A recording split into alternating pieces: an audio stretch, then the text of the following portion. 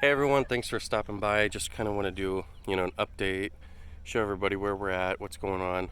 Um, if you're new to the channel, we just moved to this property in October.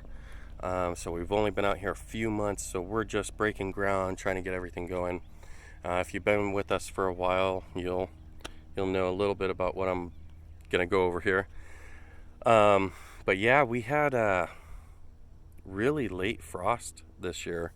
We're Arizona, we're 9A, and typically our last frost day is about February 15th.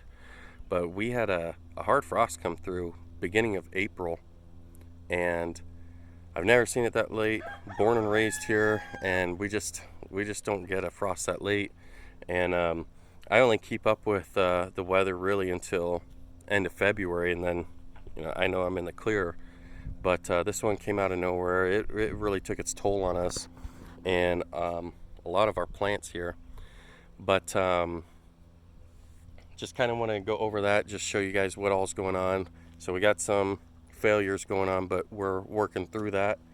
Um, yeah, and if you don't know, to like our garden area, I had a little bit of horse manure and some cow manure that was aired out for about 8 months, and I spread that over this ground here. I tilled it in and then created our garden area. But I do want to point out, if you see out here, that was all the London Rocket. If you followed our videos, that was all the London Rocket that we were growing and giving to our pigs, to our chickens, and you can see it's all dead. We went from winter to summer. We had a hard frost and then 100 degrees, and that really stresses out plants. So the garden's really been taking a toll because it had a hard frost, then high heat, and an explosion of insects just coming through, just decimating pretty much everything we're trying to do here. Um, but yeah, so I just want to kind of show you guys what's happening here. If you look, we got this tomato plant. These were basically completely dying back and everything. And normally, if I got a plant where it's a lot of leaves, they're struggling, they're looking bad from disease, from pests, from anything, I usually cut those off, because the plant's trying to send a lot of energy to restore those. I normally cut those off and let the plant go from there. But these entire tomato plants are fairly young. The complete plant just kind of got hit. Now, if you know plants, you know that the leaves gather sunlight, and that creates a photosynthesis, and the leaves gather the sunlight and create energy for the plant. So if I would have done that, I would have taken all the leaves off, and the plant really would have struggled and probably died. But what I did is I went ahead, I left those on. I'm delaying basically the growth and the life of the plant. But if you look, you'll see there's like a lot of new growth on the plant right here. So now I can come back through and cut off these stems that, not stems, branches that are really struggling and not doing much, and just leave the new green growth, and they should bounce back really well. We had some high winds out here, and I don't know if you can see this plant here. The stem completely snapped in half, and that plant was laying over. So I grabbed it real quick and pushed it, stood it back up. It was still, wet and everything. Stood it back up. It healed itself. I propped up that marigold pot there next to it to help prop it up. But it's bouncing back. It's got some new life on it. It's sealed up where it broke, and it's doing good. I don't know if you can see the corn. That looks horrible, and yeah, there's some corn, right?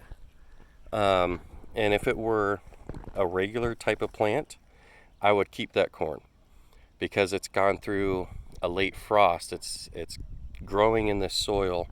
In our climate, it's withstood the insects and everything, and it's going really good. So if it was a normal plant, I would keep that and keep the seeds and really grow from there. But corn isn't a normal plant. You know, as you know, it gets a tassel at the top, and that pollen falls down to the silk, and each one of those strands on the silk pollinates a kernel on the ear of corn. So if you don't have enough corn in your area, they won't pollinate right, and you won't get full ears of corn. They'll look really bad.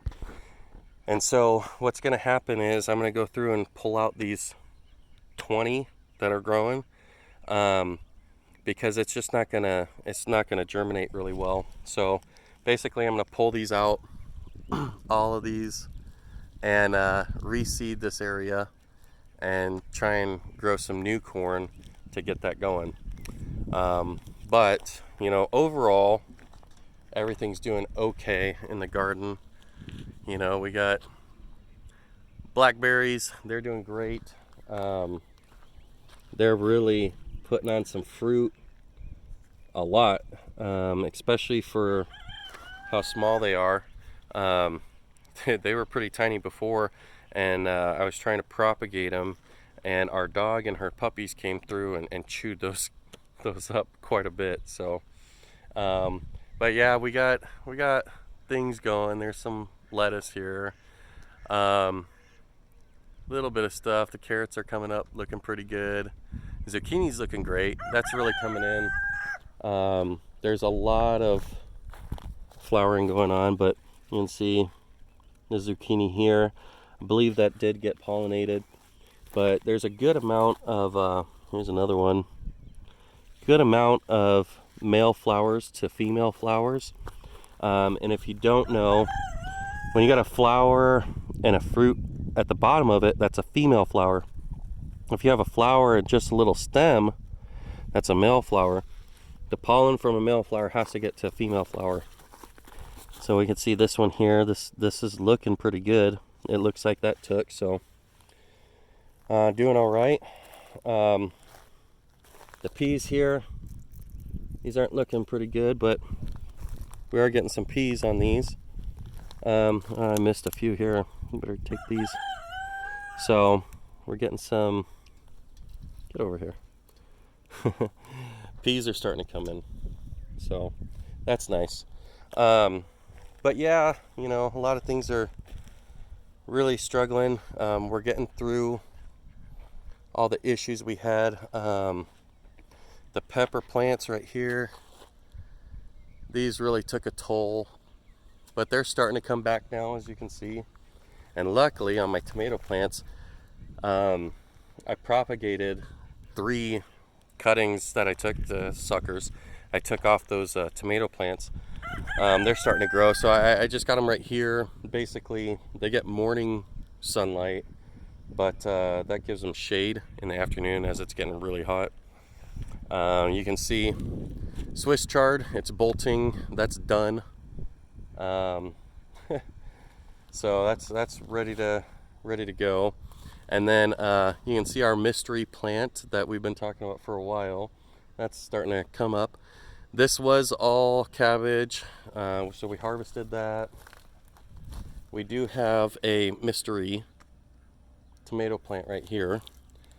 The strawberries, they are struggling, and the reason I put them here is so I can put shade cloth, you know, underneath from side to side and shade those in our heat to try and help them go a little bit longer, but they're struggling. And here we got the garlic. Now these are the elephant garlic. We harvested all the rest of the California white, so I'm letting this elephant garlic go to seed. You can see we got the neem oil there. That's because, I'm not kidding, I haven't seen insects this bad ever before. Literally the entire side of our house was covered in those tiny little black gnats, and they were just going through the garden, decimating it. Neem oil is all organic, you know, it's good to use, but it will kill the beneficial insects. So when I use that, I try to use it going into nighttime. You know, the beneficial insects, a lot of them, like your bees and things like that, aren't out at night. And by the time morning comes around, a lot of that's really died off, so it's not as harsh, and if it's going to do anything at all by the next day. So I just kind of use that very sparingly, just to try and keep some things alive. So as you can see, our garlic's really coming in. It's already started bulbing. I don't know, we can see we got some good bulbing going on. A lot of different onions going there, some red, white, yellow. So those are coming in. The jalapenos, they're doing pretty good. They took a hit too, but you can see we got some good growth on these already. They're really filling in and taking off, so that's nice. The swamp water, I'm so excited because it smells horrible, really bad. It really smells like sewage, but you can see that here. Look at that.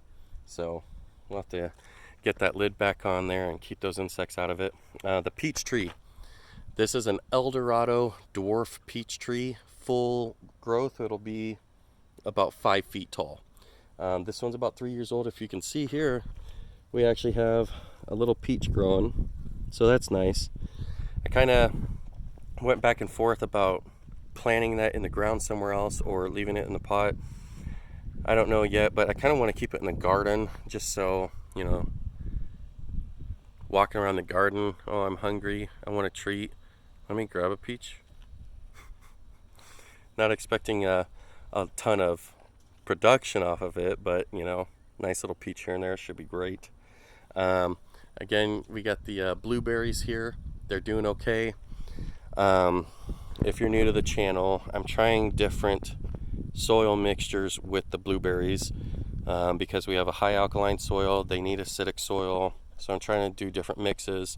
And also I want to see how they do in our direct sunlight, our direct heat. If they look like they're, you know, dying off or really struggling, I can always move those over to some shade, but that'll tell me what I can and can't get away with down the road when I do plant those in the ground. So really looking forward to that. So anyways, that's kind of what's going on here. Getting ready to replant the 2 garden beds here. Not sure right now exactly what I want to put in those, so if you got any suggestions, let me know. Sorry, we got tarantula hawks out, or yeah, tarantula wasp out here, sometimes called tarantula hawks. Not fun to get stung by. Those are insane. But anyways, thanks for stopping by. That's the garden and that's what's happening, and hope this was helpful. By the way, see all this dead, all that dead out there everywhere? Nothing's really happening. You might want to stay tuned because we got a few plans this year, our first full year here. So stay with us. Hope you guys enjoy the video, and let us know if you got any questions. I like to answer questions. We love the interaction and all the friends that we've been making from this, so that's a nice surprise. So touch base, say hi, ask any question you want, and we'll try our best to get back to you. Thank you. Have a good one.